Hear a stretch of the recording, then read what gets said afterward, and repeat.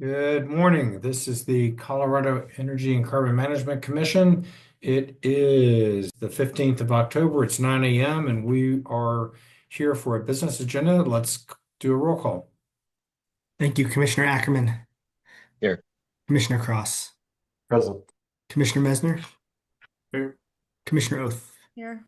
Commissioner Robbins. Here. Mr. Chair, you have 5 commissioners present. Very good. Welcome, everybody. Welcome to our meeting today. Look forward to having a good meeting. We've got a couple of really important matters on our agenda. Before we move into the agenda, under Commissioner comments, I would like to recognize Melissa York, who is a new person with the ECMC, and she's helping us with our hearings. Good morning. Can you introduce yourself? Good morning, Commission. I'm Melissa York. I've been working for the state for a few years now. I previously worked at Chevron Australia when I lived overseas. So I do have a little bit of an oil and gas background. And I'm really happy to be here. Thank you very much. Great. We're great to have you with us. Thanks for helping us with these important meetings. So really appreciate that. With that, do we have commissioner comments from any commissioner? Commissioner Cross. Thank you, Chair. I'd just like to provide a quick update. Yesterday, I was able to go with other members of staff to Edwards, Colorado to meet with the West Slope Task Force, some operators and different members of staff. We were able to have some quality conversation about things that are going well, things that are kind of new on the West Slope for operators, and some different concerns that they're still trying to work out. A couple things that I thought I'd mention that were especially noteworthy. One, we have some operator-led with ECMC supervised projects related to some AI data gathering and presentation that will really help with efficiencies in reviewing documents. And they're kind of starting off with Form 27s and kind of seeing the pilot project for that and how you can put information together and just more efficiently review all the information submitted in subsequent Form 27s, as opposed to looking through hundreds of PDFs. I think will really help things out both from the staff and operator side. Similarly, we have staff working on some different things to coordinate inspection information between different groups, as well as with operators, that I think is going to make inspections much more efficient as well. And so I'm happy to hear that.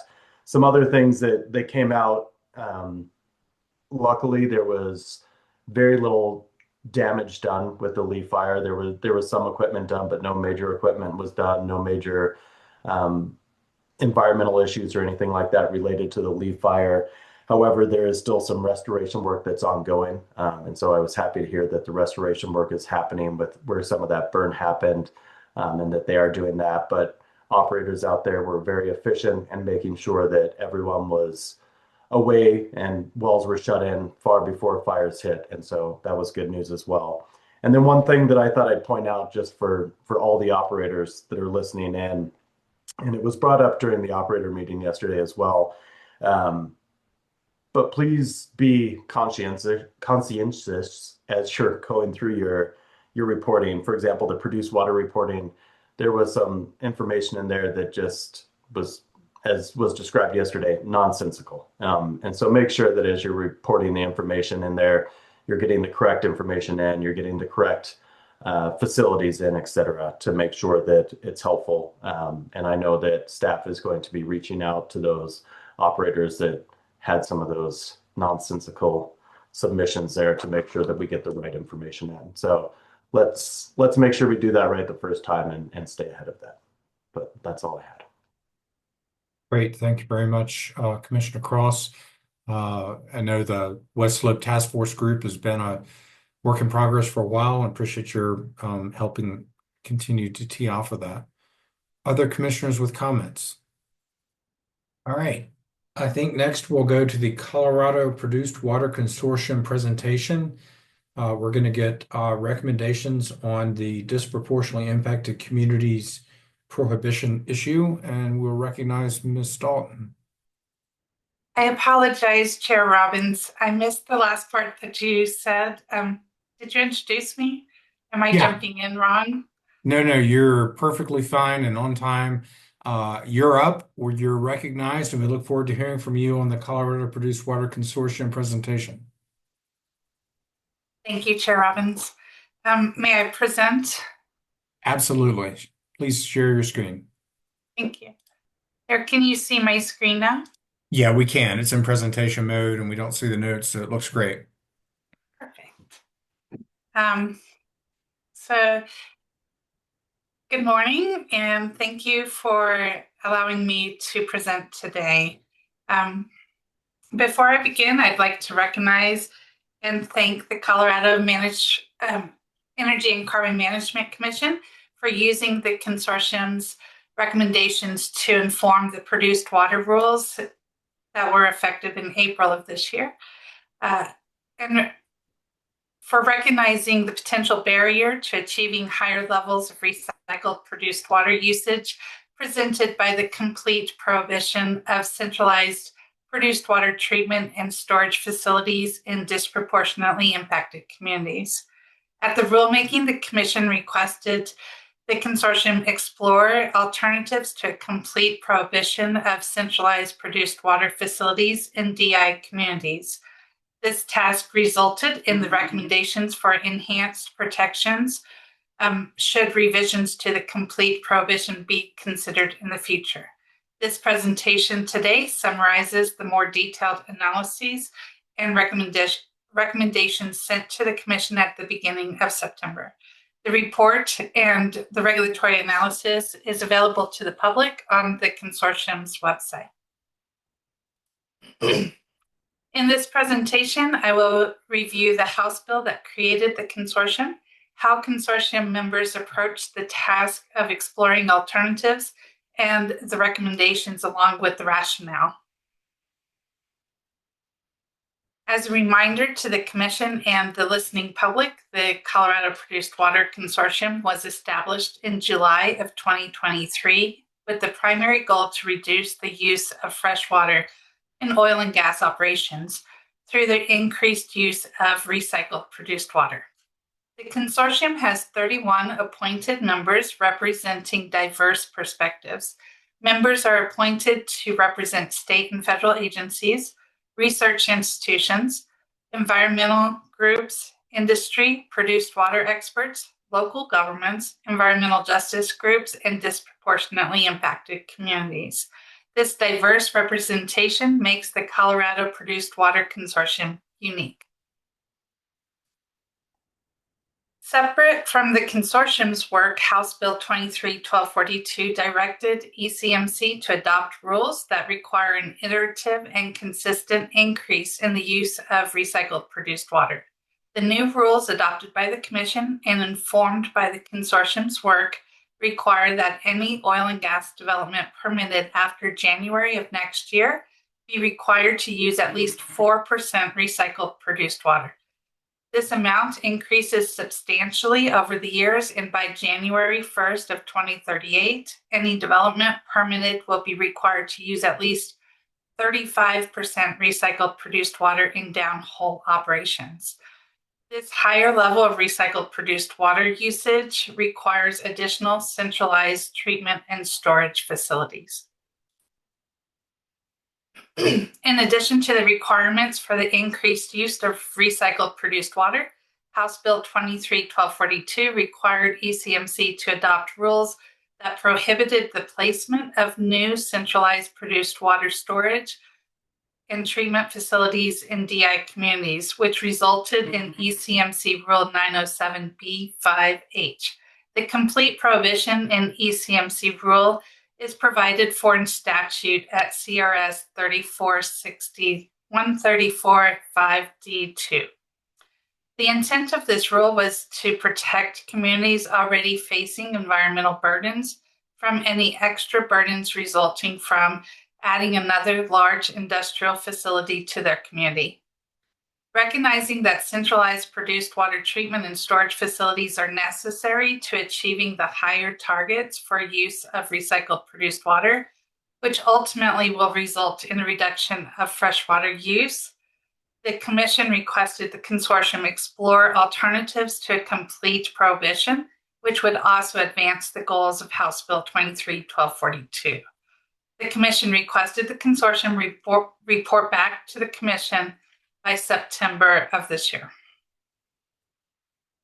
In response to the Commission's request, the consortium was tasked with exploring alternatives to the complete statutory prohibition of new centralized produced water treatment and storage facilities within DI communities.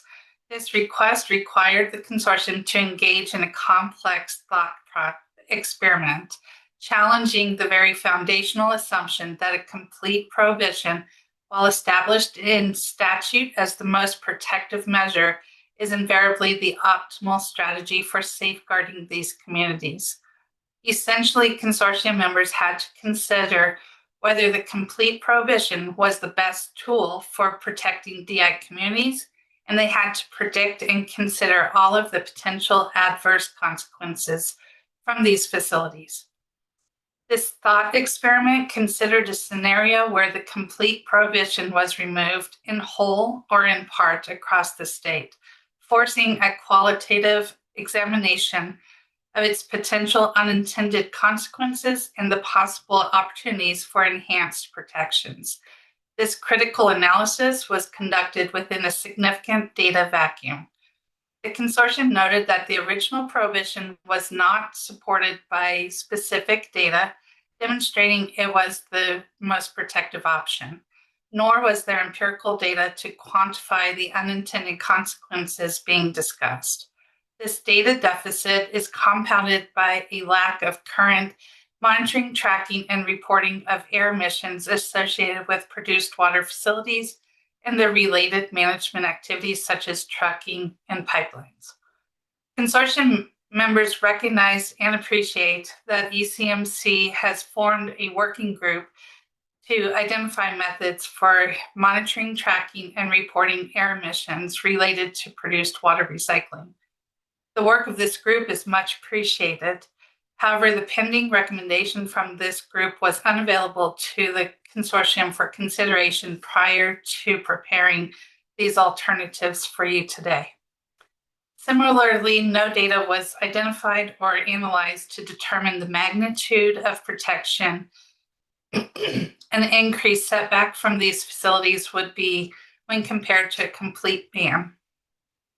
Due to the infancy of the data reporting requirements, the consortium did not request data from ECMC for analysis.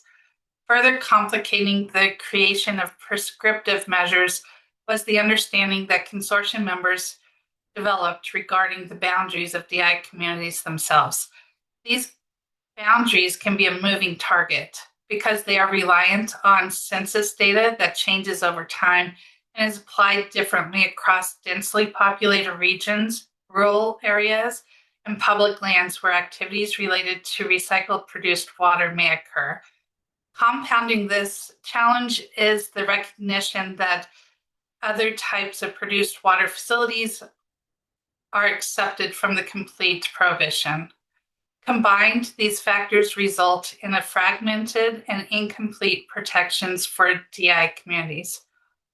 As an alternative to an in-depth data analysis, the consortium completed a comprehensive analysis of the existing regulatory landscape at both CDPHE and ECMC. This comprehensive analysis is the basis for the development of descriptive measures using the precautionary principle. The consortium has yet to formulate evidence-based prescriptive measures. The following recommendations that I'll present today are the product of this rigorous endeavor to navigate these complexities and provide meaningful protective alternatives narrowly focused on ECMC regulated centralized produced water treatment and storage facilities currently precluded from DI communities. The consortium took a thoughtful and intentional approach to the task given to them by ECMC to explore alternatives to the current prohibition of centralized facilities in DI communities. In this section of the presentation, I will describe in detail the 4-month process that the consortium took to understand the topic, the complexities, the different points of views, the current regulations, and the points of conflict prior to arriving at consensus with the set of recommendations. As with all the consortium's work, consortium members approach the task with the following in mind: the protection of public health, safety, and welfare, and the protection and preservation of the environment and the wildlife that makes Colorado a great place to live, recreate, and visit was in the forefront. There is an understanding among consortium members to present recommendations where the benefits of reuse and recycling of produced water is balanced with potential risks. This graphic identifies the 4-month structured process that the consortium followed to evaluate alternatives to a complete prohibition of centralized produced water facilities in disproportionately or DI communities. The consortium held 4 meetings and invited the public to attend. In May, the consortium met in person in Denver with the goal to engage with communities located in the DJ Basin. In June, the consortium met in person in Rifle with the goal to engage with communities located along the western slope, specifically in the Piceance Basin, where high levels of produced water is currently being recycled. The July and August meetings were held virtually with the goal to hear all perspectives and develop recommendations for ECMC that built on what was learned at the previous meetings. The first step consortium members took was to listen and learn from the community members, produced water managers, subject matter experts, and governments across the state. At the May and June meetings, the consortium studied the statutory definition of DI communities and the data used to identify them. They learned more about environmental justice, which is the universal principle that ensures everyone receives fair treatment and meaningful involvement in environmental decisions. ECMC staff provided updates on produced water data and the progress of the ECMC Air Emissions Working Group. The consortium heard from subject matter experts on how to apply best practices for engaging community members in decisions that impact their lives, environment, and employment. Community members living near or working at centralized facilities shared their perspectives regarding on-the-ground impacts. The Bureau of Land Management and local governments, including Adams, Rio Blanco, and Garfield counties, explained how they work with communities to develop regulations and considerations for siting facilities in a way that is protective and aligned with their comprehensive land use planning efforts. Industry representatives presented on the technical and logistical aspects of building and operating centralized facilities in different oil and gas basins, specifically how operations in the DJ Basin differ from operations on the western slope. A tour of a centralized produced water facility near Rifle, Colorado, provided consortium members a first-hand look at the infrastructure, technology, and safety protocols involved, as well as the natural landscape, wildlife, and nearby residential communities. Consortium members visited a centralized produced water treatment and storage facility located in the Piceance Basin in western Colorado. This facility used covered tanks and was achieving high levels of recycled produced water usage. Some facilities in the Piceance can achieve recycled produced water use in the range of 80 and 90%. While the centralized produced water treatment and storage facilities in DI communities, the prohibition was intended to enhance protections, consortium members identified several adverse outcomes that could result from the current rule through our educational opportunities, personal experiences, and discussions at the May and June meetings. Here are a few examples. The current prohibition could de-incentivize the use of recycled produced water. As consortium members learned from presentations by subject matter experts, particularly in western Colorado and other parts of the state where population is sparse or spread out, large geographical areas are identified statutorily as DI communities.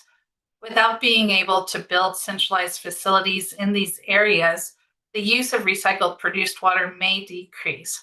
In the Piceance Basin, where produced water is already being recycled at high levels, there may be a potential for these levels to drop due to the inability to expand existing centralized facilities that are already sited in DI communities. Additionally, if there are limited options for storing and treating produced water in large quantities, there may be a greater reliance on fresh water due to the relative ease of storing large amounts of fresh water for well development. Furthermore, the prohibition could lead to an increase in vehicle miles traveled to transport produced water to more remote treatment facilities that are further from both the producing well and wells being developed. Without the ability to expand produced water storage and treatment options, operators may be forced to transport produced water greater distances to achieve recycling goals beyond what on-site temporary storage can accommodate. This situation has the potential to increase truck traffic significantly, which may increase the associated community and environmental impacts and increase traffic, noise, and emissions in and near DI communities. Under the current prohibition, facilities might move to more sensitive areas, possibly closer to wetlands, residential neighborhoods, or upwind from DI communities, which has the potential to worsen air quality in many parts of the state, especially in geographic areas with higher population densities where high priority wildlife habitats and sensitive wetlands are located outside of the statutory boundaries defining a DI community. These areas could see facilities sited near sensitive receptors and may have additional impacts associated with the requirement to site facilities outside of statutorily defined DI communities. These challenges were echoed by community members. Throughout its deliberation, the consortium actively solicited a diverse range of perspectives. At this point, I would like to thank the many people who took time to share their personal experiences and knowledge with the consortium by attending meetings in person or virtually, and by sending in written comments or speaking directly with me so that I could capture their voices in my updates to consortium members. Prior to the consortium's July meeting, staff analyzed public comment received at the prior meetings. 3 key themes emerged. Community and environmental advocates emphasized health and safety, calling for a precautionary approach with clear, enforceable standards. They stressed the need for more meaningful participation in decision-making to ensure genuine community benefits. Local government officials highlighted the importance of local context and authority, arguing that a one-size-fits-all approach fails to account for regional differences. They stressed the universally shared goal of reducing truck traffic and its associated impacts on communities, the environment, and public safety. Industry representatives described centralized facilities as essential infrastructure for meeting state recycling goals. They noted that a complete prohibition could unintentionally increase surface impacts and that the high cost of advanced water treatment creates a disincentive for recycling. The analysis of themes from public comment received identified a core principle that any alternative to a complete ban must be faithful to the original goal of the prohibition, that goal being to protect overburdened communities by siting centralized produced water treatment and storage facilities away from populated and sensitive areas. The consortium synthesized the complex issues into 5 critical areas that any viable alternative to the prohibition must address. These 5 core issues form the basis of the final recommendations. They include proximity and site selection, which asks the question, how close is too close? Storage and emissions control, which identifies air quality and emissions control as needing to be at the forefront of any siting decision. Transportation pipeline infrastructure helps reduce impacts by prioritizing pipelines over truck traffic. Enhanced community engagement improves transparency and provides a meaningful voice for affected communities. Government coordination encourages consistent and effective regulation. Consortium members discussed these core issues in detail at the consortium's July 11th meeting, which was a relatively unstructured discussion designed to allow all voices to be heard. Out of these discussions, consortium members directed staff to conduct an analysis of current rules and regulations designed to protect communities, specifically DI communities, when citing a centralized exploration and production, or ANP, waste facility, which is how centralized produced water treatment and storage facilities would be permitted by ECMC. Prior to the consortium's August meeting, staff completed a regulatory review starting with the complete prohibition in ECMC Rule 907B5H that states operators are prohibited from siting new centralized produced water storage and treatment facilities within DI communities. This prohibition does not apply to produced water storage or treatment facilities excluded from the definition of centralized ENP waste management facilities. With the complete prohibition in place, the review identified the following new permanent standalone centralized facilities operated for the storage or treatment of produced water can be permitted in a DI community. They include commercial disposal facilities regulated by CDPHE, multi-well pits that meet the standards of Rules 909 G23, temporary on-site produced water or storage treatment facilities for recycling or reuse of produced water at that well site or nearby well sites, temporary pits under ECMC Rule 909 pits construction and operation, and standalone UIC wells. The complete prohibition in ECMC Rule 907B5H is provided for in statute. As the statutory prohibition applies only within DI communities, a new centralized produced water storage or treatment facility could be sited outside the DI community, including right up against the boundary of the census block group, if the facility location meets all other applicable ECMC rules and CDPHE regulations.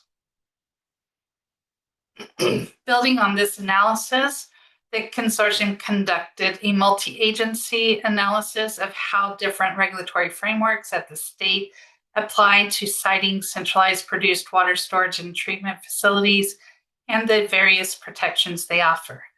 Special attention was given to regulatory frameworks designed to provide enhanced protections to DI communities. The review included jurisdictional authority, applicable ECMC rules, applicable CDPHE regulations, including those related to air quality, radiation requirements, and management of solid waste, and water quality. In addition to the complete prohibition of new centralized produced water storage and treatment facilities within DI communities, the analysis of ECMC rules identified additional protections for DI communities, including enhanced protections related to proximity, emissions, and cumulative impacts, and enhanced community engagement. Additional ECMC protections for DI communities include enhanced setbacks, longer public comment periods, and expanded community meeting requirements for facilities in or near DI communities. A cumulative impacts analysis using EnviroScreen data is also required in order to assess the total burden on a community. CDPHE Air Pollution Control Division protections are specific to stationary sources. Communities already dealing with environmental and economic challenges get extra protection through a more detailed air quality analysis and ongoing monitoring. Air quality monitoring is required if the facility is in a community that is already facing multiple environmental burdens, which is referred to as cumulatively impacted. Also applies to a community that has a lower income and access to fewer resources, referred to as socioeconomically vulnerable, or a community that is unfairly affected by pollution. This is referred to as disproportionately impacted. A community can be considered to have 1, 2, or 3 of these impacts that are related to environmental justice. When citing in these communities, computer modeling must show how pollution will spread from the facility, and a special air monitoring plan is required. The plan must include limits for air pollutants that account for pollution already present in the community. Commercial facilities near homes, apartments, schools, daycare centers, and other places where people spend time are required to have a half-mile setback. Facilities and communities already facing environmental burdens must check their equipment for leaks and problems more often to ensure these problems are fixed and the facilities remain safe.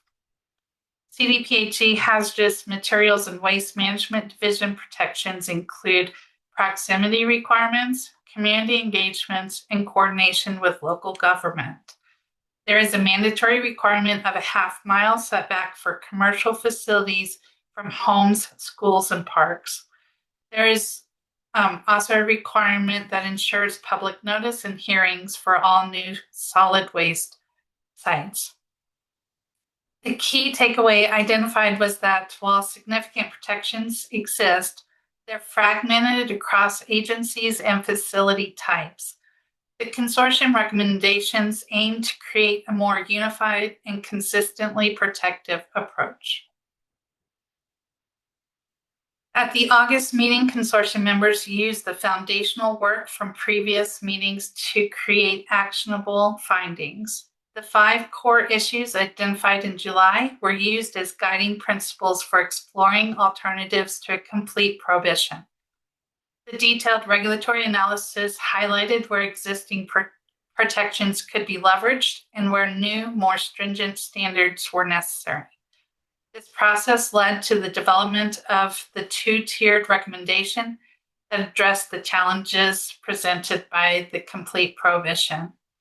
The recommendations are designed to be both highly protective and flexible enough to address Colorado's diverse regional needs.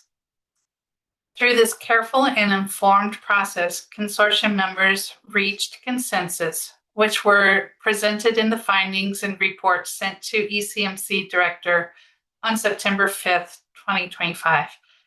Although reaching consensus is difficult due to the time-consuming process that requires careful facilitation to manage conflicts and presents the risk of reaching suboptimal compromises, reaching consensus among diverse viewpoints as represented by the 31 members of the consortium is powerful because it fosters more creative and well-rounded solutions, greater buy-in, and ensures legitimacy. I stress the difficulty of reaching consensus and the success of the consortium's structured process because of the power that consensus represents. Consortium members should work collaboratively and listen to all perspectives, but they are not required to reach consensus. Consortium members chose to navigate conflicting opinions so that they could present a stronger, more considered solution than that which could be achieved by presenting several different alternatives or a single solution reached through a simple voting method. And now for the recommendations. The Colorado Produced Water Consortium recommendations represent diverse stakeholder perspectives and considerations, not prescriptive solutions. The consortium also focused on ensuring that any recommendations remained faithful to the original goal of the complete prohibition, which is to protect people, communities, and wildlife that already bear an excessive burden from pollution by recommending centralized produced water facilities be sited in a manner that is away from the populated areas, including homes, schools, childcares, and other sensitive receptors. The consortium's recommendations are based on a regulatory review rather than an analysis of existing data. To ensure environmental justice concerns are meaningfully considered in decisions, the full application of current rules regarding the siting of centralized produced water treatment and storage facilities and the protection of DI communities should be prioritized. Prescriptive recommendations are currently hindered by data limitations and research gaps. Further research and community input are vital for informing evidence-based decisions that safeguard public health, safety, and welfare, as well as the environment and wildlife resources in DI communities. As part of their evaluation of alternatives to a complete prohibition of centralized produced water storage and treatment facilities in DI communities, the consortium respectfully offers ECMC 2 recommendations that support achieving higher levels of recycled produced water usage while also being protective of DI communities in Colorado. The first is to maintain the existing prohibition on centralized produced water storage and treatment facilities only in DI communities within severe ozone non-attainment areas. The second is to apply enhanced protection standards for centralized produced water storage and treatment facilities in DI communities statewide. As an alternative to a complete prohibition, the consortium recommends that the current prohibition of centralized produced water storage and treatment facilities in DI communities be maintained in DI communities located within severe ozone non-attainment areas. Most of these communities are densely populated communities along the Front Range. If you're looking at the first map on the slide, some of the counties located in the severe ozone non-attainment areas include Adams, Arapahoe, Boulder, Broomfield, Denver, Douglas, Jefferson, Larimer, and Weld counties. It's important to note that not all communities in these non-attainment areas are DI communities. An example of DI communities in the severe ozone non-attainment area is shown on the second map on this slide. The red outline represents the boundary of the ozone non-attainment area, and the non-light green colored blocks indicate DI communities. Also important to understand is that the data used to determine the DI community boundary may be from different years based on the census data used to create that boundary and the data year the regulatory agency included in their specific rules and regulations. As shown in the example, this prohibition is in a limited number of communities, and the expectation is that a suitable site can be identified outside of these communities. However, the consortium recognized that there may be exceptional circumstances where a comprehensive analysis, including alternative location analysis and life cycle assessments, demonstrate that siting a facility outside a DI community could result in greater adverse impacts to the DI community residents than siting within the community. In this very rare instance, the consortium suggests that regulatory agencies may consider granting a limited exception to this prohibition through a rigorous review process that incorporates additional protective measures and enhanced stakeholder engagement. The recommendation for maintaining the prohibition of centralized produced water treatment and storage facilities within DI communities located in the ozone non-attainment areas reflects the unique environmental and public health challenges present in these areas. These communities face compounded effect of environmental burdens. Adding a new potential source of emissions could further degrade air quality in these areas where residents already experience elevated exposure to air pollutants that contribute to respiratory illness, cardiovascular disease, and other health impacts.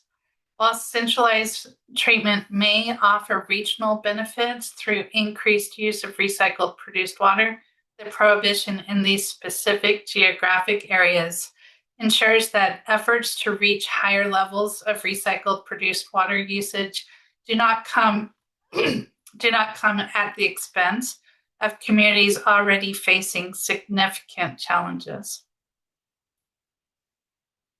As an alternative to a complete prohibition statewide, the consortium recommends exploring the siting of centralized produced water storage and treatment facilities within DI communities, subject to additional protective measures, including enhanced bright line setbacks beyond standard requirements, advanced treatment and emission control technologies for produced water storage facilities, prioritizing pipeline infrastructure over trucking for transportation of produced water, and enhance community engagement with coordination among federal, state, and local government agencies.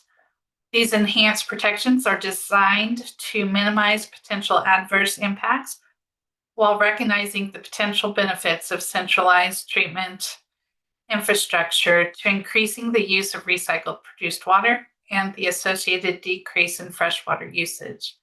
If the complete prohibition is modified or removed, the consortium respectfully asks agencies to consider the following. Proximity and site selection. The consortium recommends full application of the current rules regarding cumulative impacts in DI communities, significantly increased and enhanced bright line setbacks utilizing the precautionary principle, alternative location analysis, and the use of GIS tools for data visualization. Storage and emission controls.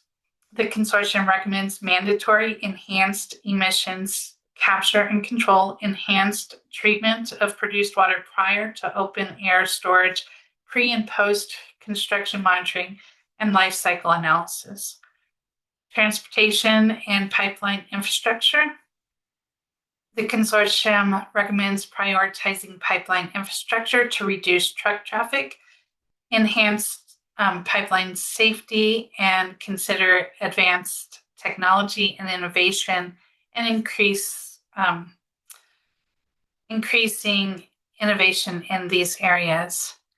Enhanced community engagement. The consortium recommends early and continuous engagement, transparency, and information sharing, enhanced efforts to improve public trust, and renewed focus on safety.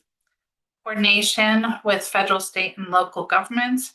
The consortium advocates for the continued cultivation of robust relationships with local governments, continued coordination with federal governments, and the recommendations.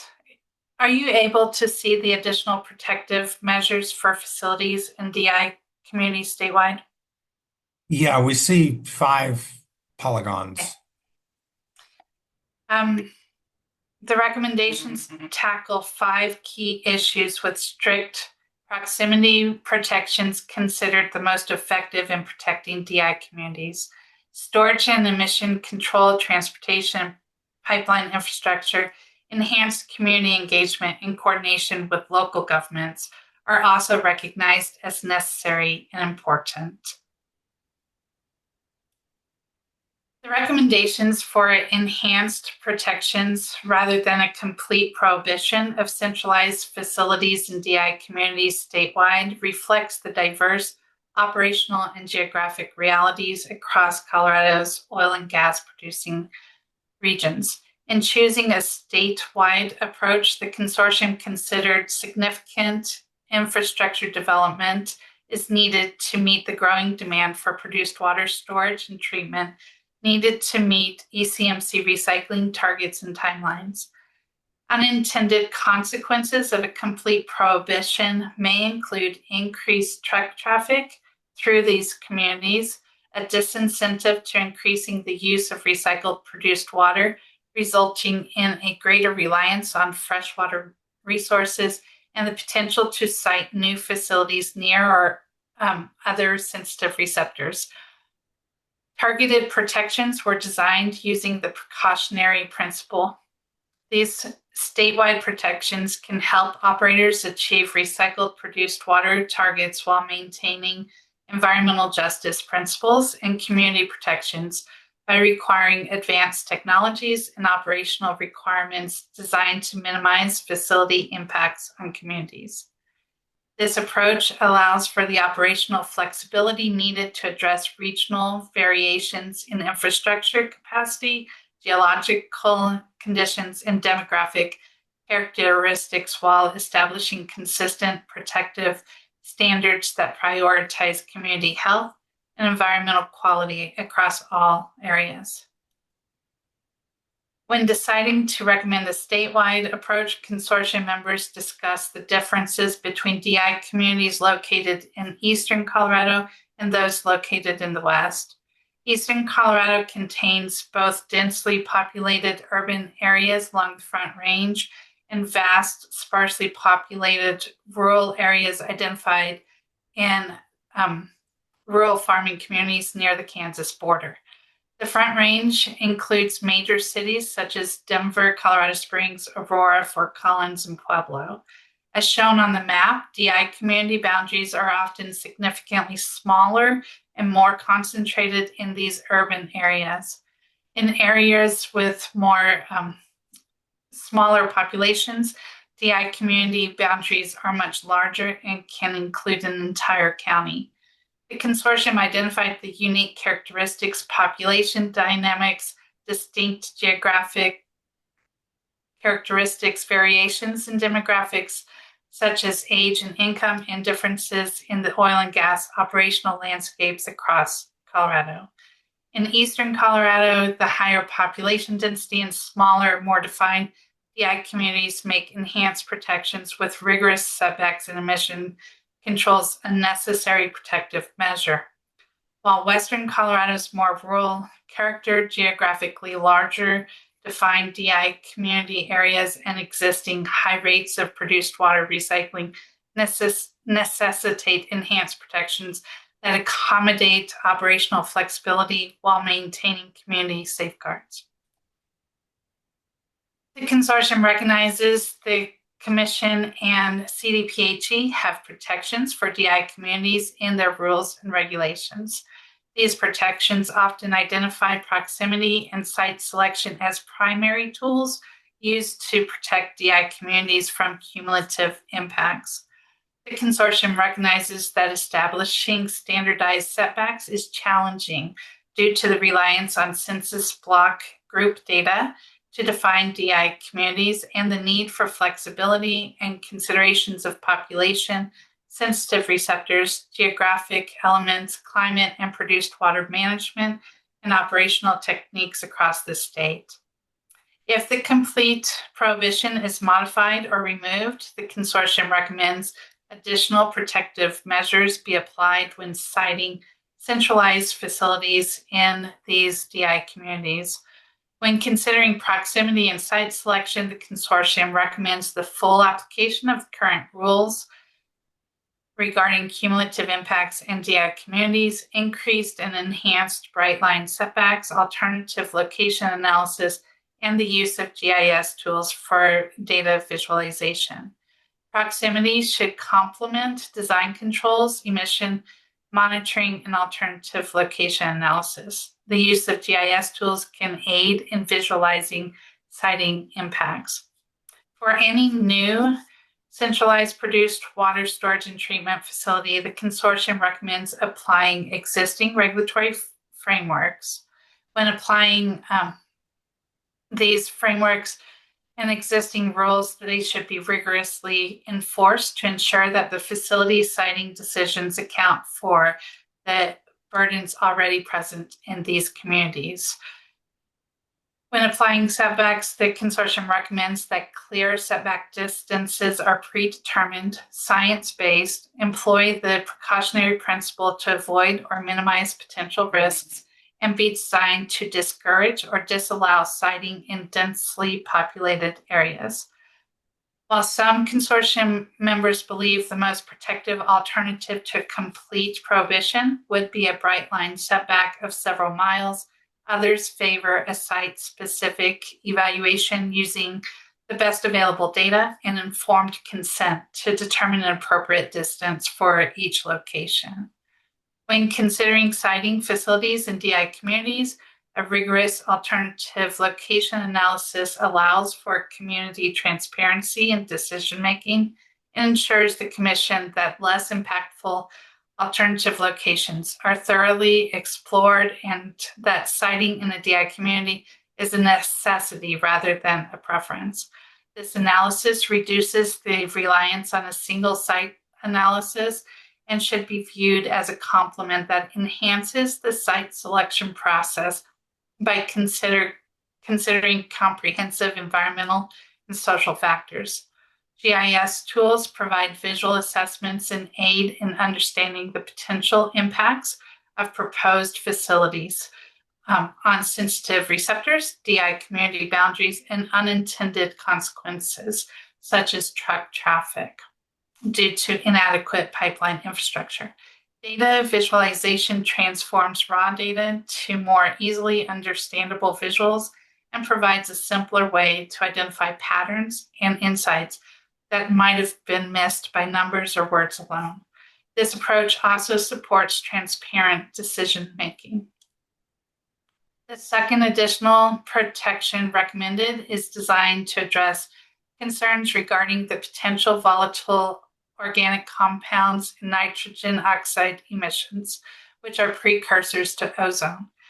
These concerns were expressed as they relate to centralized facilities as well as mobile sources from increased truck traffic in areas where pipeline infrastructure is unavailable. If the complete prohibition is modified or removed, the consortium recommends mandatory enhanced emissions capture and control, pre- and post-construction monitoring and life cycle analysis when considering siting centralized facilities in DI communities. Any standards applied to storage and emission control only apply to storage and emission controls associated with centralized produced water treatment and storage facilities as defined by ECMC rules within DI communities, and not to any other produced water storage associated with standard oil and gas operations. The consortium acknowledges that the Commission has established an air quality emissions working group to identify appropriate ways to measure, track, and report emissions to the Commission in an effort to measure whether the targets and timelines for increased produced water usage has a positive or negative impact on air quality. The recommendations presented today are intended to complement the recommendations from this ECMC working group. In regards to mandatory enhanced emissions capture and control, the consortium based their recommendations on the state-of-the-art enclosed systems observed by consortium members in the Piceance Basin. Continued innovation in emission capture and control are expected, and the consortium encourages exploring advancements and requirements for open or modular tanks, including above ground storage tanks, open module large volume tanks that feature dual lined systems for leak detection and a sealed top to prevent evaporation and eliminate air emissions. This includes mandatory VOC and NOx capture and control technology with technical specifications developed and implemented by appropriate state agency to ensure de minimis or no emissions. If pits are used, they should be covered to control the associated emissions. Prior to developing specific regulatory requirements for enhanced emissions capture and control, additional data is needed to determine the most protective systems. While VOC removal is technically possible, the treatment technology is energy intensive and can be cost prohibitive beyond current regulatory requirements. The economic feasibility of treatment greatly influences whether operators choose fresh or recycled produced water. There are, however, many levels of treatment available to operators to remove emissions and should be required prior to any open air storage considerations in DI communities. Prior to developing specific regulatory requirements for open air storage, including the consideration of eliminating open air storage, additional review of current requirements in state rules and regulations for prevention, response, and remediation of leaks, spills, and releases is needed to determine the most protective options. Pre and post-construction monitoring plays an important role in measuring the effectiveness of these protections. Robust continuous monitoring systems for air quality, groundwater, and soil with baseline data collected prior to construction and ongoing monitoring throughout the facility's lifespan should be science-based and designed to capture short-term emission spikes. The data should be publicly accessible and available in a timely manner. A full life cycle analysis that may include human and ecosystem risk assessments for proposed centralized facilities ensures transparency and a comprehensive understanding of potential impacts and benefits. Truck traffic came up again and again in conversations related to protecting communities and avoiding unintended consequences. Although building pipeline infrastructure to each site can be expensive, it is a preferred alternative to increased truck traffic. Development and use of comprehensive pipeline infrastructure is seen in the Piceance Basin. It reduces truck traffic and contributes to protecting communities, wildlife, and environment. If the complete prohibition is modified or removed, the consortium recommends prioritizing pipeline infrastructure to reduce truck traffic. Pipeline safety should also be enhanced.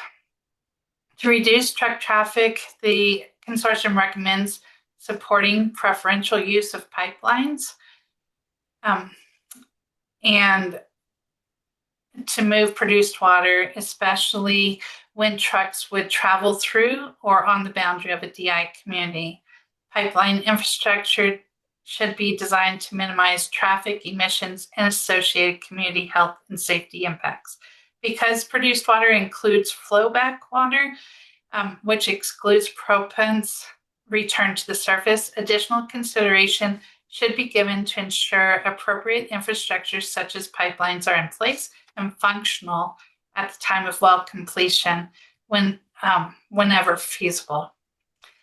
Enhanced safety standards for all pipelines transporting produced water, including leak detection, rapid response protocols, and regular integrity assessments, particularly in proximity to sensitive receptors and waterways, helps avoid any unintended impact, as does integrating advanced technology like automation and machine learning. These technologies can operate with minimal human intervention and improve performance through data-driven learning. Potential applications for such innovative technology includes detecting small leaks in large pipelines, managing systems when flows fluctuate from peak flow to large decreases in flow, repurposing existing freshwater infrastructure to carry produced water that has been treated with desalination or other higher levels of treatment, and innovations in lay flat lines and temporary pipelines and leak detection in the inner hose that sends an alarm to shut down flow. In addition to the new data being collected on vehicle miles traveled and the produced water rules, Especially important for the protection of DI communities and communities in the ozone non-attainment areas is emissions from truck engines, oil field water haulers, and transportation routes. And one of those protections might include hours of operation. A review of existing data for data gaps and inconsistency would identify whether increased data collection is necessary to best understand these impacts. The consortium heard from several subject matter experts and the public that public engagement and transparency in siting decisions are essential. This includes balancing professional and community input, as well as increasing public awareness and participation opportunities. If the complete prohibition is modified or removed, the consortium recommends regulatory agencies and project developers engage with communities early in the process for any new facility and continue that engagement through closure and remediation of that site. This enhanced community engagement would include transparent information sharing. Beyond current community engagement efforts by regulatory agencies and project developers, a recognized best practice in community engagement is to invite the community to begin engaging at the earliest stage of project conception, well before any formal applications are filed, such as participation in the pre-application community meetings. Successful examples include the Environmental Justice Advisory Board and the Environmental Justice Action Task Force. This process should be culturally appropriate, accessible, and designed to genuinely incorporate community input into siting decisions.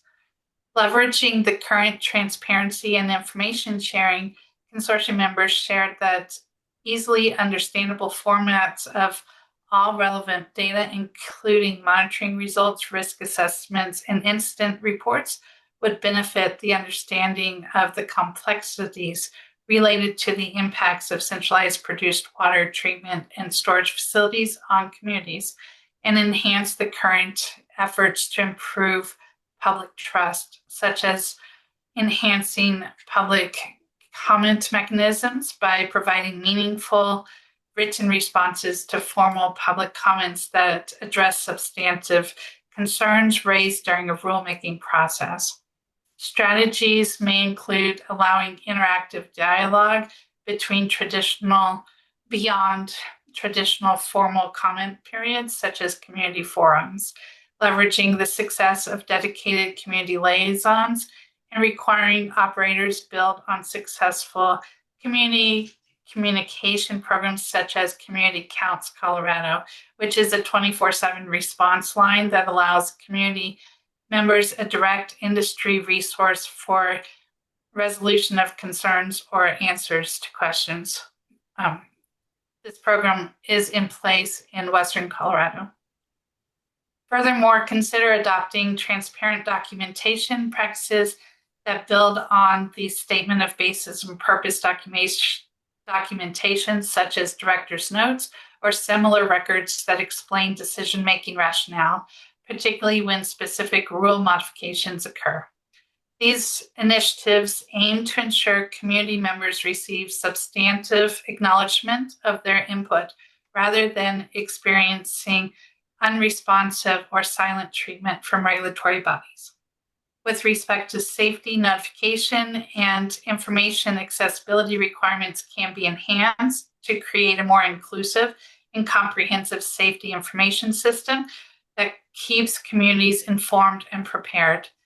This could include expanding notification methods to include multiple communication channels that reach diverse community members, reviewing and strengthening current inspection requirements related to public notification.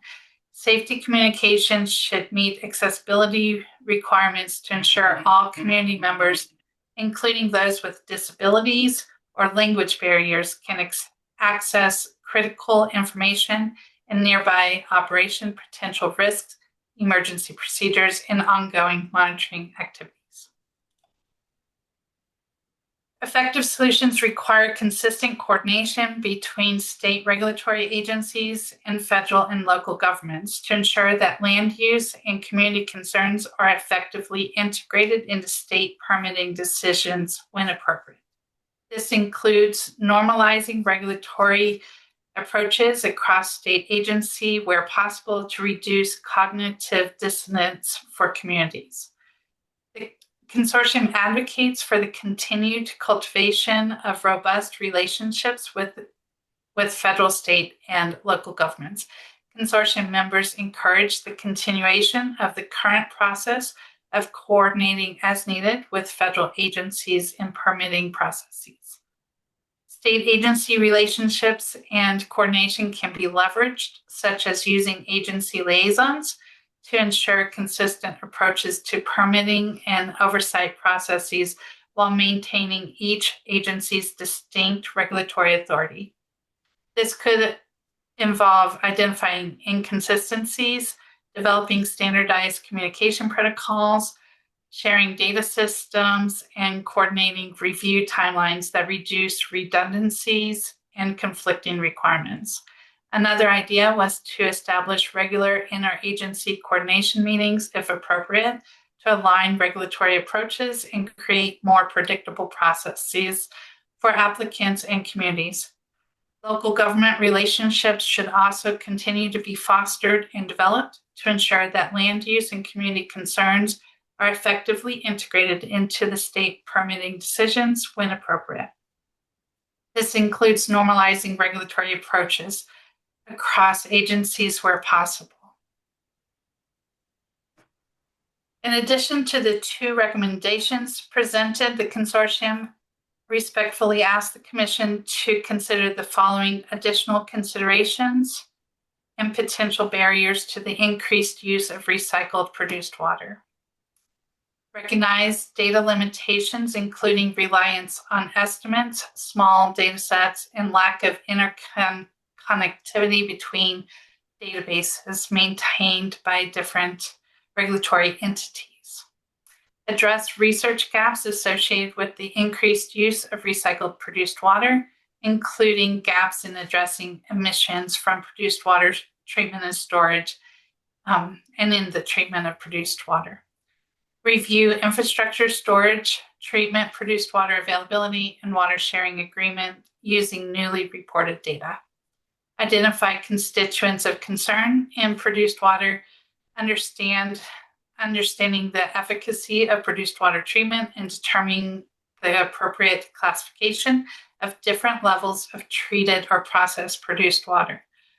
Explore broadening the application of enhanced protective measures, such as those addressing proximity, site selection, storage and emissions control, transportation and pipeline infrastructure, enhanced community engagement, and coordination with other governments to a wider range of produced water operations beyond only centralized E&P waste management facilities in DI communities. Conduct an analysis of existing facilities, identifying potential risks to human health and environment based on scientific data and community engagement, and then determining how facilities permitted in the future may avoid or reduce such risks. Explore establishing a dedicated funding mechanism to address systematic shortfalls. These funds could support a range of critical needs, including but not limited to improving data accessibility and verification, enhancing air, water, and soil monitoring through advanced technology, additional regulatory inspectors, providing grants for community-led research, produced water education, community engagement, and advocacy, and supporting the collaborative work of the consortium to make science-based, data-informed policy recommendations that include diverse perspectives.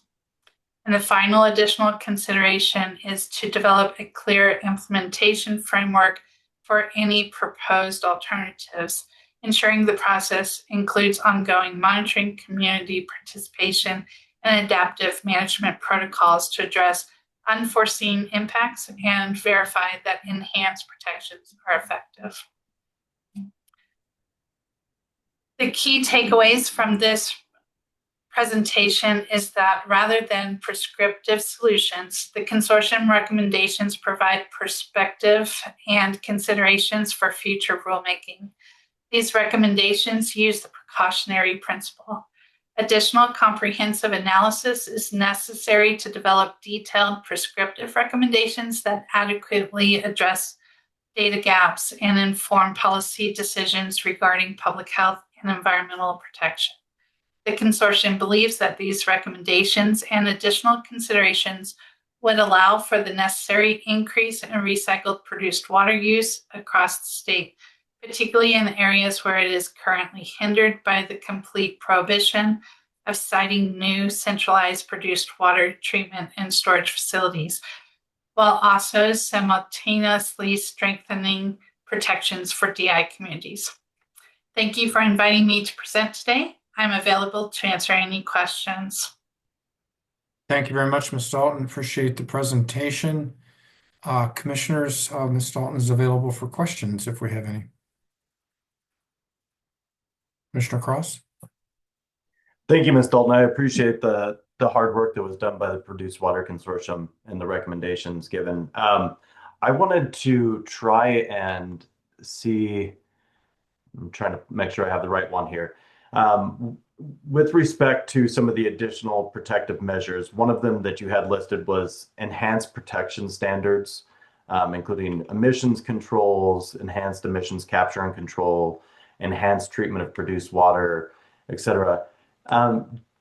Did you look at how energy intensive some of those additional protections would be?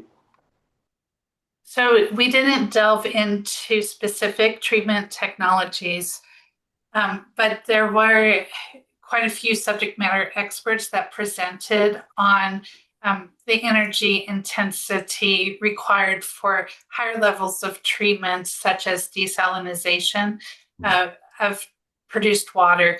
And as far as air emission control technology, I don't recall, and Commissioner Messner may have a better recall than I do, but I don't recall talking about the energy intensity of the air emission control technology. Okay. And in the discussions on energy intensity, is it something that, especially as we're talking about some of these additional protections in more rural areas, is it something that was still found to be feasible, given the, especially when you talk about desalination and things like that? Commissioner Cross, when we visited the facility in the Piceance Basin, they were using advanced control technologies. And so I believe it is possible, because when I went there, it was probably the most beautiful place I've ever seen. It was so pretty. It was away from structures, and you could see the mountains. And so I believe it's rural and away from typical electric resources that I have in the urban areas. Okay. I just wanted to make sure that that was something that was considered as well. And thank you. Commissioner Oath? Thanks, Director Dalton. That was a really helpful presentation. I really appreciate you walking us through the robust and thoughtful process of the consortium as always, and for presenting your recommendations as well as how you got there. And appreciate also kind of the thoughts about the coordination and the parallel work between the consortium and the work group that's working on measuring, tracking, and reporting air emissions of produced water. I agree that that your work here is very complementary to the discussions and the work of our work group. So thanks so much for that on an ongoing basis. Just one clarifying question. With respect to the enhanced protection standards that you discussed, and actually the same one that Commissioner Cross mentioned was the one that is on my mind in particular around storage and air emissions. And but I just want to make sure, I guess, all of these enhanced protection standards that were included in the recommendations, these are for the recommendation, anyways, is that these apply to centralized treatment facilities if they're located within a DI community, not any centralized treatment facility of produced water in the state. Is that right? Correct, Commissioner Oath. That is correct, with the caveat that we are recommending the complete prohibition to remain in place in DI communities that are within severe non-attainment. Yeah, right. Thanks for that. And that does include the Northern Weld County severe ozone non-attainment, right? I believe you are correct. Yeah. Okay. Thanks. Okay, that's it. Thanks so much. Appreciate it. Thank you. Commissioner Messner? Thanks, Director Dalton. Not a question. I just want a couple of comments. One, I really appreciate and want to provide my thanks to you as the director and the work that was done in developing this recommendation and the reports and background associated with it, and the consortium members and those who presented to the consortium that brought the recommendation forward. This was not a small task by any means, and the level of detail that you provided in the report and the supporting documentation is exceptional. And I really want to provide some perspective on how difficult it is to get to consensus, because consensus, as you indicated, is not a typical way of coming to a recommendation. And I think the work that you put in, the work the consortium members put in looking at a topic in a unique way and working through the thought experiment provided some really strong recommendations. So I want to thank you for that. And also emphasize that the recommendations that were provided are not prescriptive. And I think Commissioner Cross brought up some things that certainly were considered during the consortium process, around emissions controls, around treatment processes, and rather than the recommendation being prescriptive, it's relatively agnostic as far as the prescriptive nature of future rulemakings or rules, but rather provide guideposts and guidelines associated with topics that need to be hammered out, through the appropriate processes of rulemakings. And so thanks again, Hope, for everything. I really think that you did a great job, and to all the consortium members that put in a lot of time to come up with the consensus recommendation that they did. So thank you. Others with questions? All right, seeing no further questions, Ms. Dalton, or to Hearings Manager Thomas, I think it would be helpful to get the slides here up on the ECMC website so that folks have an ability to sort of see what we just listened to. Is that doable? Yes, the slides are already in the commissioner's portfolio, but we can also post those as an update on the website. Yeah, let's do that. That would be great. All right, we have another agenda item before us, but let's take our morning break. Let's return at 10:30. Thank you.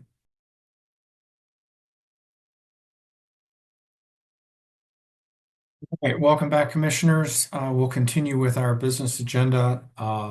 This is docket 2505-00082, an oil and gas development plan by Verdad Resources, entitled the Black Hawk Fed 2423. We will start this agenda item by recognizing Miss Kate Moreland with our ECMC department. I think she has a clarification that she wants to bring to our attention. Good morning, Commissioners. Staff would like to take a brief moment to highlight an error that was found in the Black Hawk Director's recommendation. Within the cumulative impacts analysis section, which is located on page 7, a 0 is missing from the bulleted paragraph.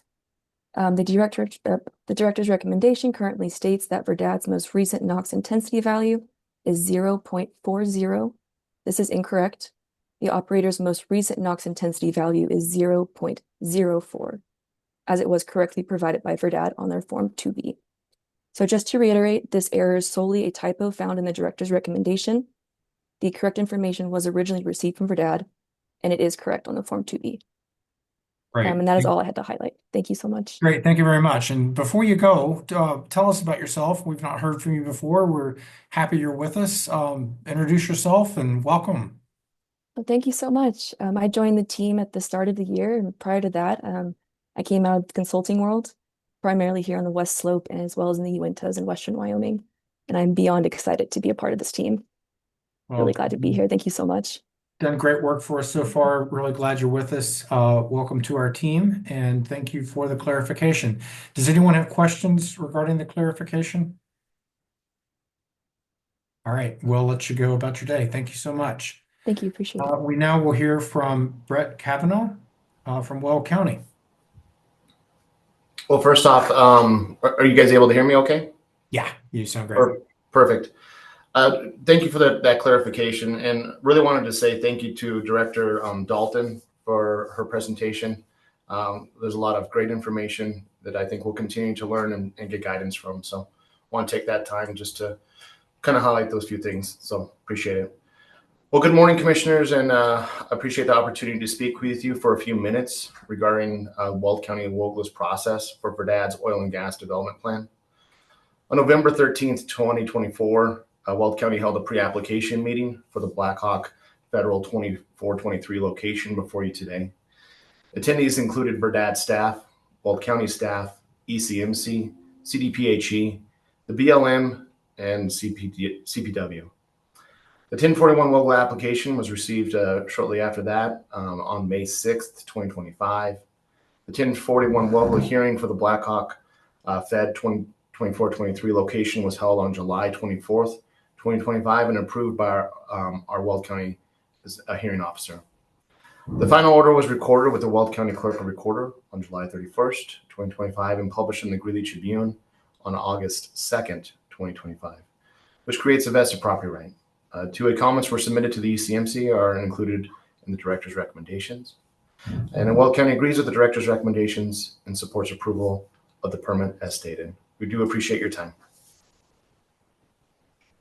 Thank you very much, Mr. Kavanaugh. Always appreciate Weld County's input and perspective to the process at COGCC, ECMC. Questions for the witness? All right, seeing no questions, we'll also let you move about your day. Thank you very much. Thank you. Rochella, if you want to elevate your witnesses, we'll get them sworn in and then we'll get started. Great. I looked at the gallery and looks like everyone's present. Heather Mitchell, Jeff Berghorn, and Mike Cugnetti. So if you all can visualize yourselves so you can be sworn in. Great. Thank you.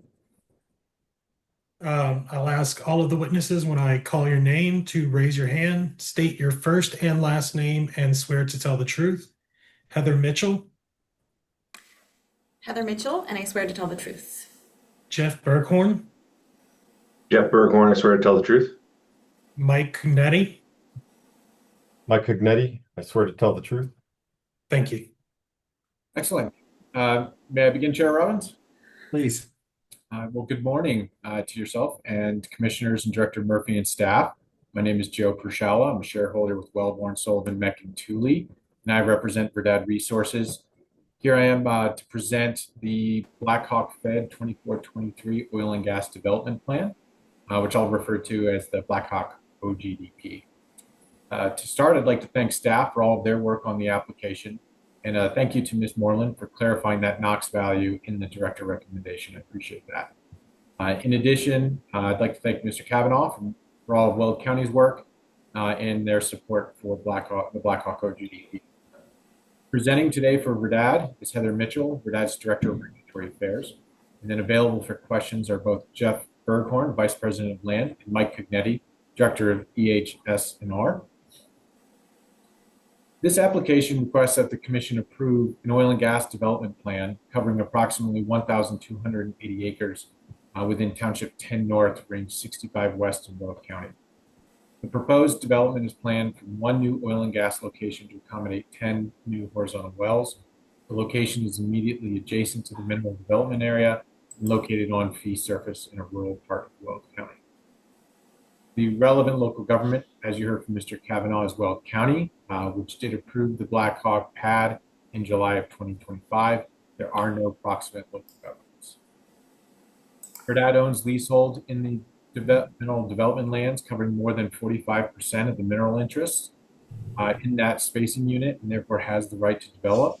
The spacing unit does contain fee and leased federal minerals. The unit does not contain any minerals owned by local or state governments. With respect to spacing, Verdad does have a companion Rule 305 drilling and spacing unit application, and it requests that the commission establish an approximate 1,280 acre drilling and spacing unit covering sections 23 and 24, Township 10 North, Range 65 West, and to approve 10 horizontal wells within the unit for the development of the Niobrara, Fort Hays, Codell, and Carlisle formations. As supported in Verdad's Rule 505 testimony, the proposed unit, the well count, and proposed unit boundary setbacks do satisfy Rule 305B and the Energy and Carbon Management Act, including the protection of correlative rights. With regard to the location, Verdad is proposing to develop the unit from, as I said, the Black Hawk Fed 2423 pad. That is a new location with an approximate total disturbance of 12 acres, and that will accommodate 10 new horizontal wells. The pad is on fee surface, and Verdad does have a surface use agreement with that surface owner. Production, oil, gas, and produced water from those 10 wells will be connected to existing pipeline infrastructure. I'd like to just briefly touch on the site selection process. The Black Hawk pad does not meet any of the Rule 304 B2B criteria. Therefore, Verdad is not required to perform an alternative location analysis. Nevertheless, Verdad did thoughtfully select this Black Hawk pad to avoid impacts to public health, safety, welfare, the environment, and wildlife resources. As you'll hear today, there are no RBUs, high occupancy building units, schools, or other human receptors within 2,000 feet of that location. It's sited outside of high priority habitat. The location is in immediate proximity to an existing pipeline infrastructure and will utilize an existing access road, requiring only minimal additional disturbance. And it is cited with the agreement of the surface owner. The Commission's review of the pad is therefore pursuant to Rule 301A.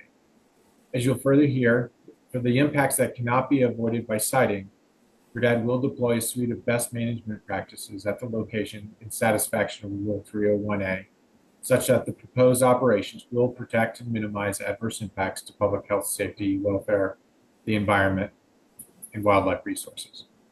And it will also protect against environmental impacts to air, water, soil, and biological resources. I'll just highlight a few of these BMPs. There's a drilling rig powered by electric natural gas generators with battery backup, quiet completions fleet, Group 3 drilling mud, 3-phase pipeline takeaway, continuous emissions monitoring, and electrified production equipment. And as I noted, it's sited outside of high priority habitat. And nevertheless, there will be a sound wall that will be used if there's operations during the mule deer winter timing stipulation period. That said, CPW did not identify any concerns with this location. With respect to notice, Verdad gave proper notice pursuant to Rules 504A and 303E1. No petitions or interventions were received. And on May 21st, 2025, the director issued a director recommendation, which states that the director found the application complies with all ECMC rules and does recommend approval of the application.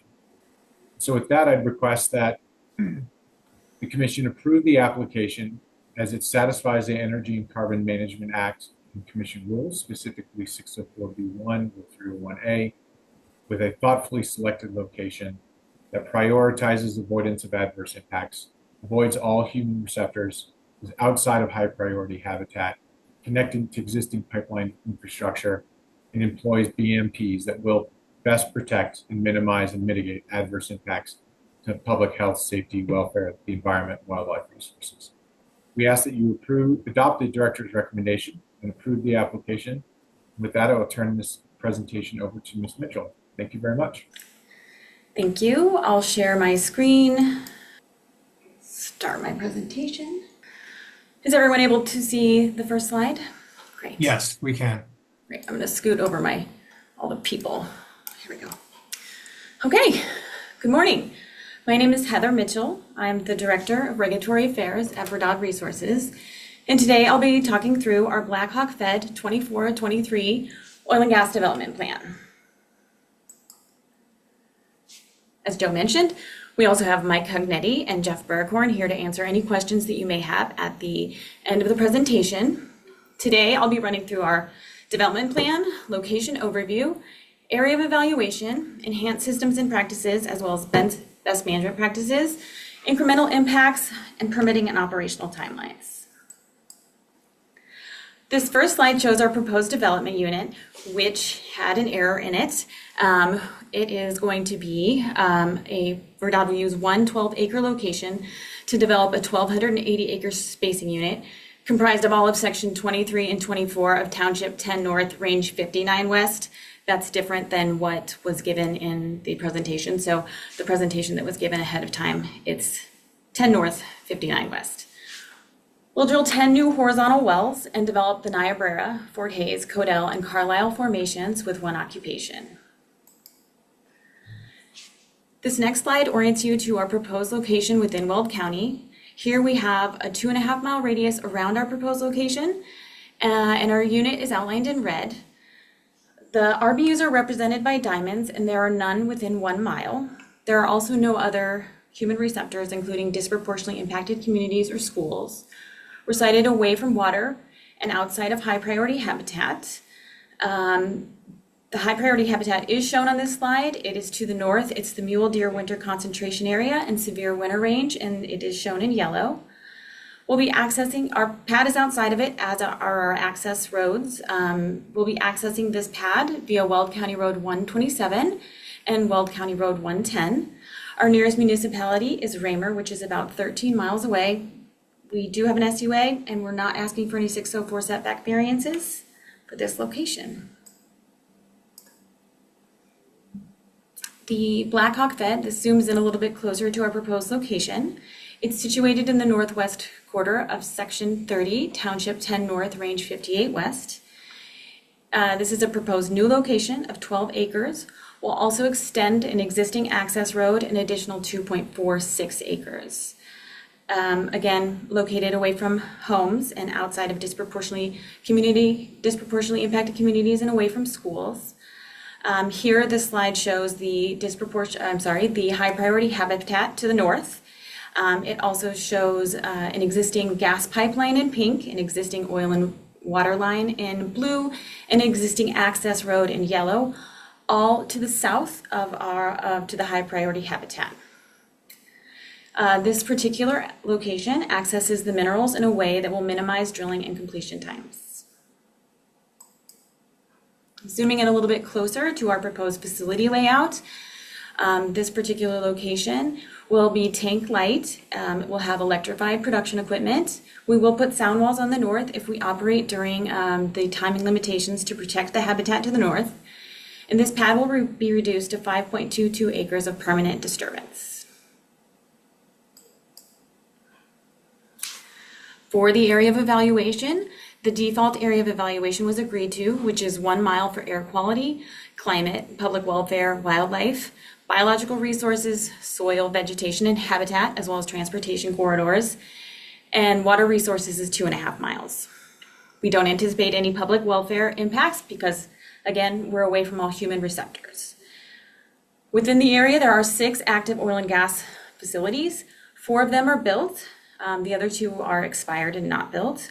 There's a total of 16 wells, and they're shown on this slide. They're pointed to by the yellow arrows south of our location.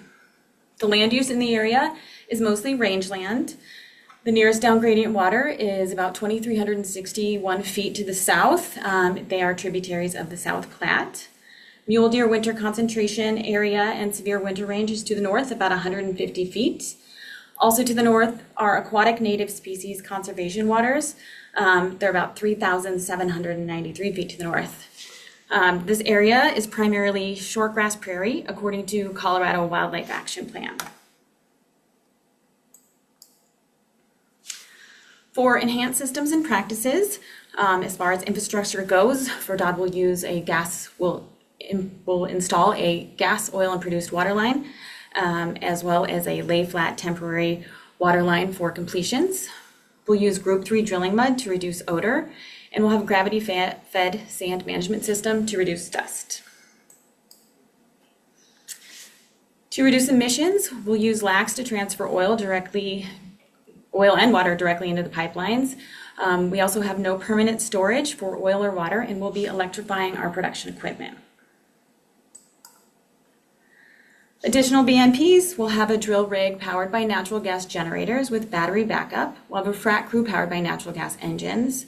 We'll maintain noise and light thresholds per Weld County and ECMC regulations and put a sound wall on the north if we operate during high priority habitat timing. This pad is sited away from water resources. However, we do have emergency shutdown capabilities. This pad is designed per detention for Weld County regulations. We have robust inspection protocols, air monitoring, remote shut-in capabilities, as well as LACs to transfer oil directly into the pipeline. For the Black Hawk Fed location, temporarily light, noise, odor, and traffic are increased with the heavy operations phase. Light and odor are most significant during the drilling phase, and traffic and noise are most significant during completions. As this area is remote, we do not anticipate any impacts to the public welfare. Vegetation, soil, and biological resources, as well as habitats, are impacted by the surface disturbance of the operations. This impact will be reduced long-term to 5.22 acres, and that will remain for the life of the wells. Light and noise both become minimal at the production operations, as well as our traffic will be about 1 to 2 trucks per day with those pipelines in place. VRDOD is meeting the GHG and NOx intensity requirements set by CDPHE, and the Black Hawk pad is below the modeling requirement threshold for emissions. The cumulative air impacts from the Black Hawk bed pad will be negligible. This slide represents our timeline to date. In November, we had a pre-meeting with Weld County and then quickly signed our SUA. We did have an additional pre-meeting to cover for the new CI rules in April and submitted our applications in May of 2025. The WOGLA was approved in July and the OGDP passed completeness in August. We received our director recommendation last month. Our current plans have us starting these operations in Q4 of 2025. We'll build our pad and submit our permits.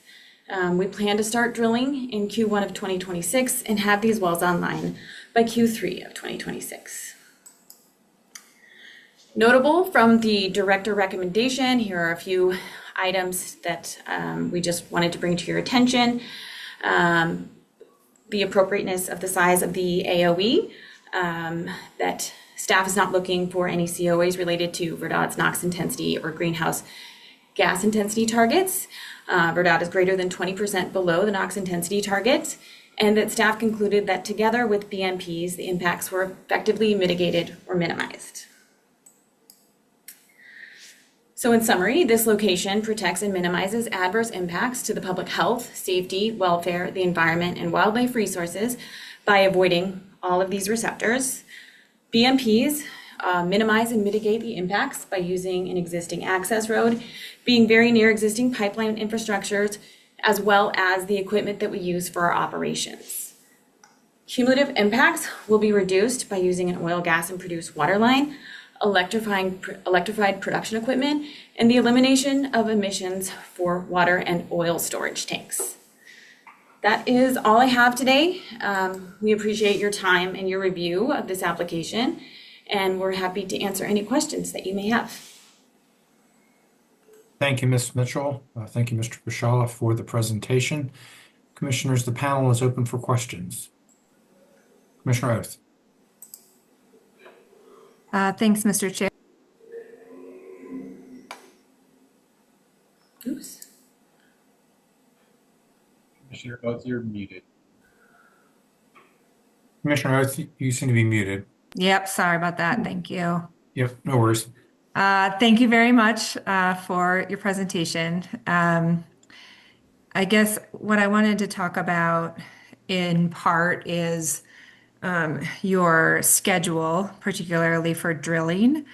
And the reason for that is, this is an application that does fall under our new rules, under the new cumulative impact rules. And one of the new rules does state that drill rig engines need to be powered by grid power or non-fossil fuel power if there's going to be drilling during the ozone season from between May 1st and September, and where practicable, right? And that if an operator it does not feel that that is practicable, that they submit a practicable assessment, which you all did. And I guess I will say, as I review that, and this is the first one, so we are all kind of going through this together as a first instance. So appreciate you all putting that forward and giving us the chance to review that and talk with you about it. I will say, for my part, as I look at in the rules we indicated we would want to see in that is, kind of a five-part factor, I guess, or five factors to be included in that practicability assessment, right? The availability of equipment or infrastructure required, the reason that the equipment or infrastructure is unavailable, an explanation about how that particular ESP could present adverse impacts to public health, safety, welfare, the environment, or wildlife resources, potential for reduction of emissions of ozone precursors attributable to the ESPs, et cetera. But there are those five factors. And I found your practicability assessment to be insufficient. It did not cover those five factors. So I guess I wanted to point that out for you and others, but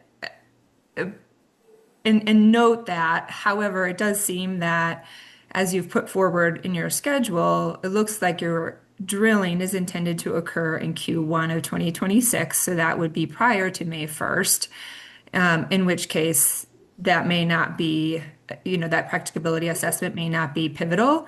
And so I guess I would like to hear from you if you are able to commit to a drill rig given that it is not going to be powered by grid power or non-fossil fuel power, if you can commit to that only occurring prior to May 1st. Ms. Mitchell? I believe I'll let Mike answer this one. I do believe that, first of all, our drill schedule is subject to change. So we are looking at all sorts of factors related to our drill schedule, but this is our best timing as it is now. I believe with our NOx intensity targets, we're allowed to be drilling during the ozone timing. Mike, do you want to continue to extrapolate on that? Yes. In addition to the practicability assessment, we did consult with the CDPHE division and got an approval letter for using this equipment. So I think it's appropriate to use for this schedule. And we would like to keep some flexibility in our schedule. So I'm not sure we want to commit to operating outside of the ozone season. Okay, I'm sorry, both of you. That was very unresponsive to the question that was asked by Commissioner Oath. I mean, y'all can leave it at that and we'll make a vote, but at this point, you're treading on thin ice. Perhaps, Chair Robbins, if we take a 5-minute break just to so I can consult with my client on this. Sure, happy to do that. We'll return at 11:01. Great, thank you very much.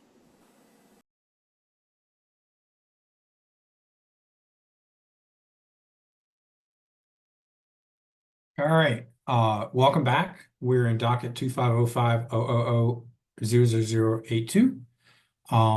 We had given the applicant a chance to chat amongst themselves, which makes total sense. And so now we have the applicant back before us.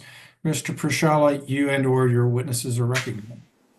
Great, thank you for the opportunity to have a minute to confer there. As Commissioner Oath noted, these are the new rules. This is a new experience for my client going through this process, and we're trying to understand all of this just as you all are. I think at this point we understand Commissioner's Oath request is a commitment to. If Verdad intends to use the equipment that is specified in its in its documents, that it would do so outside of the ozone season. But if it does go into ozone season to drill, that you would be looking to have commitments to the electrified drilling equipment or other non-fossil fuel power source. Is that correct? Am I articulating that correctly? Yeah, I think that's right. I mean, that would be one of those two would be preferred. But I'd like to hear your response to whether or not that's possible. Yeah. So at this point, Verdad is outside of the ozone season with its existing equipment. Actually, there was some crinkling going on in the background there, Mr. Prishala. Could you make that statement again? Certainly. Verdad is prepared to commit to drilling outside of ozone season with the existing equipment. Okay. Commissioner Thank Oath? you.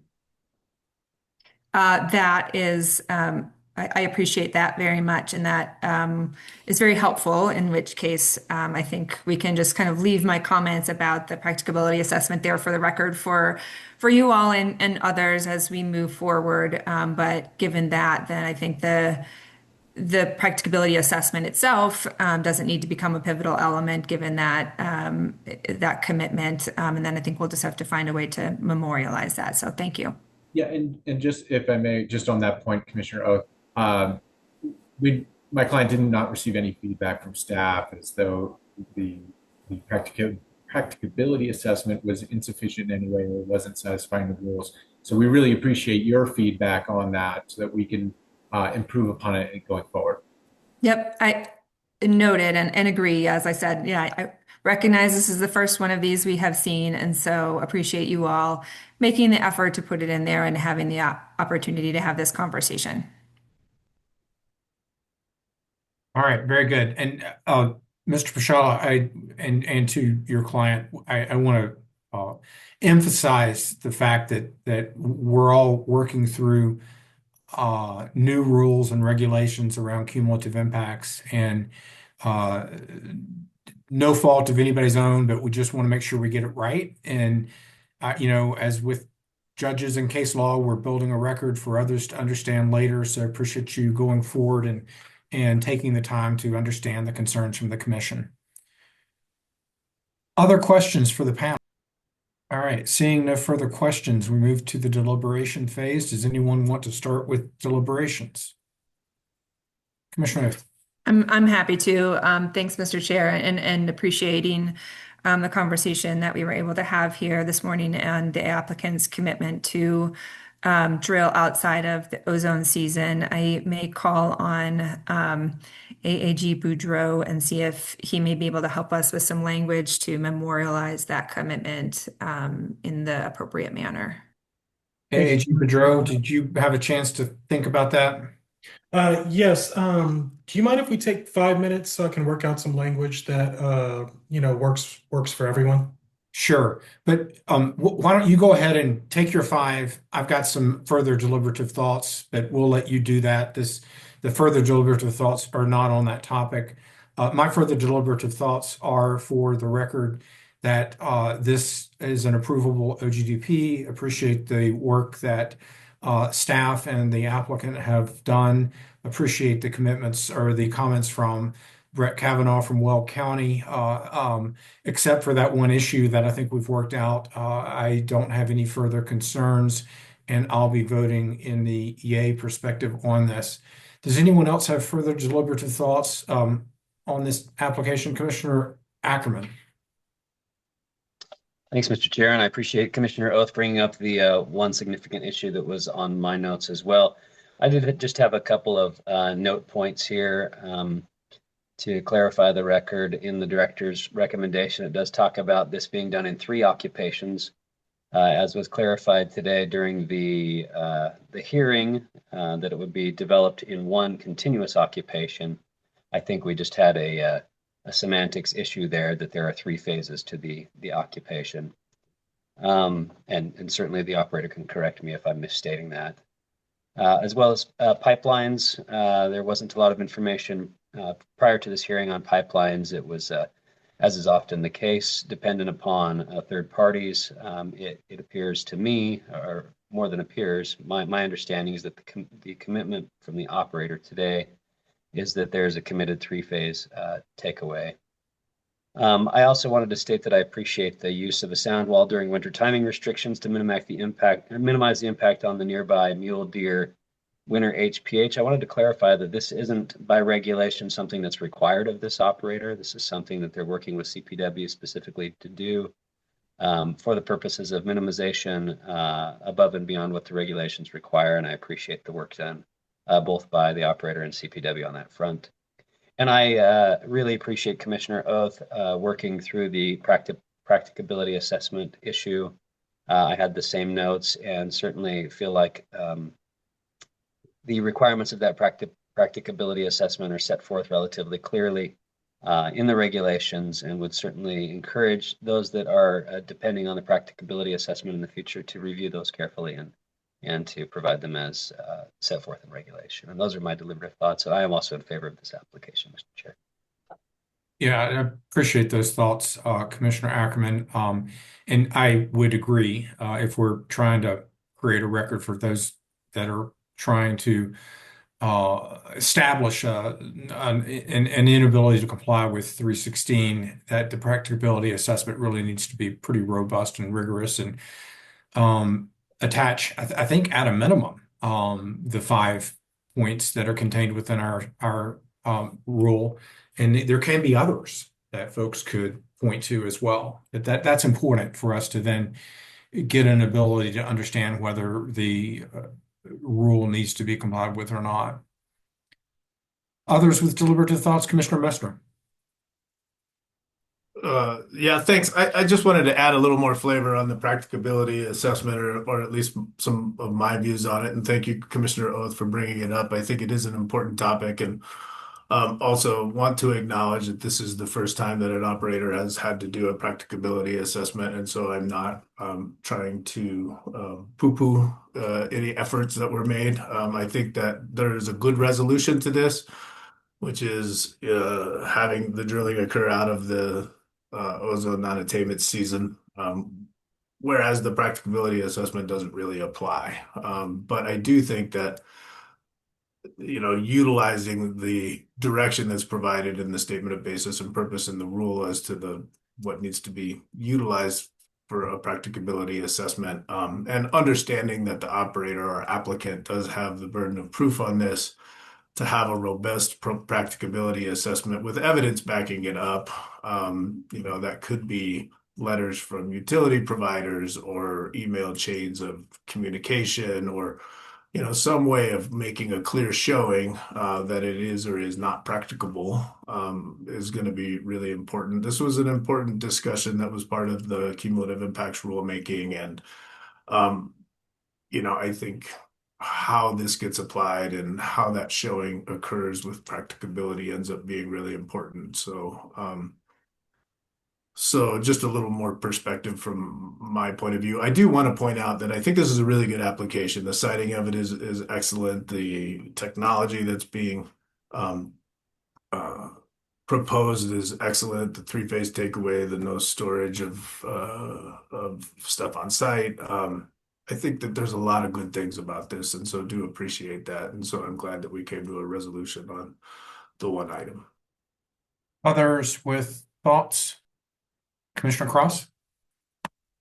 Thank you, Chair. I'll just be brief because I think all of my points have been covered, but I will just reiterate that I also think that this is a very good location. I appreciate the distances noted from everything, the efforts to make sure that although the drilling and spacing unit is within HPH, that you took efforts to make sure you were outside of HPH and all of the sensitive receptors were all far enough away that an ALA was not done. And I think it's also important to note that even though an ALA was not done here, it still shows the level of commitment to make sure that locations are considered and everything is taken into account to make sure that public health, safety, welfare, environment, and wildlife resources are protected. So I'll be voting in favor. Okay, let's bring back AAG Boudreau. Thank you for the time, Mr. Chair. Of course.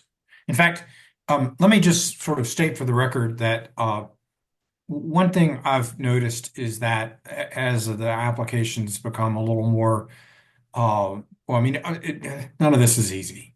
And I don't want our process to put staff and/or our AAGs in a bind to try to quickly come up with conditions of approval or things of that sort. And so this is a little bit extemporaneous, but I think it really would be appropriate for us after we're concluded with deliberations to kind of formally give you guys a little bit of time, as opposed to, you guys just saying, hey, can I have 5 minutes? And so I, for one, am fully comfortable in sort of providing a audible that from here on out, if we're in an OGDP and we need a little bit of guidance from AAGs and/or staff on COAs, that we should just generally take 10 minutes and just give you guys that time to not hastily come up with something, but take your time, because I know it's not just you, AAG Boudreau, but you need to talk with staff and because staff is ultimately responsible for ensuring that the permit, if it's approved with conditions, that those conditions are met. Mr. Pashala, I appreciated you nodding your head up and down in a positive fashion, that makes sense to you too. Yeah. I would say, Chair Robbins, I think in the past, the way we've always done it is kind of audible what a COA might look like, and then staff and the applicant work together after the fact to draft that language up. Yeah, so I'd like us to maybe more formalize, and I don't know if I've got to do this via a motion or something, but just sort of inform everybody that's listening in. There's 75 of you, and Mr. Pashala, you can tell the other lawyers that work with us to just sort of anticipate that we're probably going to take a little 10-minute break and give everyone a chance to make sure that we're all on the same page. Does any commissioner have a concern with that approach? All right, I'm seeing folks indicating that makes sense. So, Mr. Boudreau, why don't you inform staff that that's going to be kind of a working hypothesis moving forward, is that we're going to give all of us a little bit of a break and a chance to make sure we get it right. So with that, did you come up with something? Yes, based on commissioner deliberations, I would recommend a motion to approve the application with the following condition of approval. The operator will not conduct drilling operations during the ozone non-attainment season, which is from May 1st through September 30th. So moved. Do we have a second? Second. Motion and a second. Is there further discussion? Commissioner Ackerman. You're muted, Commissioner Ackerman. Yeah, thank you. Maybe I'm overstepping just a little bit here, but I just wanted to make sure that the operator that reflected their understanding as well of what we had agreed to. Fair enough. Mr. Pashala? Yeah, I think the only clarification would be that it was a commitment to not drill during ozone season with the applied for equipment, the drilling rig equipment, as that's on the Form 2A, 2B materials. So I don't know if we want to clarify that or just a commitment to. Seems to me that that's the appropriate way, is just to make that clarification and I'm not sure exactly how to phrase that. So I'm happy to work with AAG Boudreau and staff on trying to fashion that language, but I think we understand where we're coming from. Mr. Boudreau? Sorry, I didn't quite catch the caveat or the distinction. Yeah, the distinction is that so the concern that Commissioner Oath raised was that the existing plan for equipment, the drilling rig, if Verdad is going to drill with that equipment, it should not do so during the ozone season, right? So I think that's the only clarity, is saying that the drilling rig equipment, that's engines that are applied for or currently in the application, are the limiter on drilling or not drilling in the ozone season. It's not just a complete blanket saying we won't drill during the ozone season, because it could be that there's an opportunity to find the equipment necessary in order to be able to do that. So I don't want to have just a blanket prohibition. Does that make sense? It does, yes. If it's okay with the commission, I could recommend a motion to approve the application with a condition of approval in the vein of what Mr. Prashala just described, and then we could work out the exact language with staff, if that's acceptable to the commission. Commissioner Oath?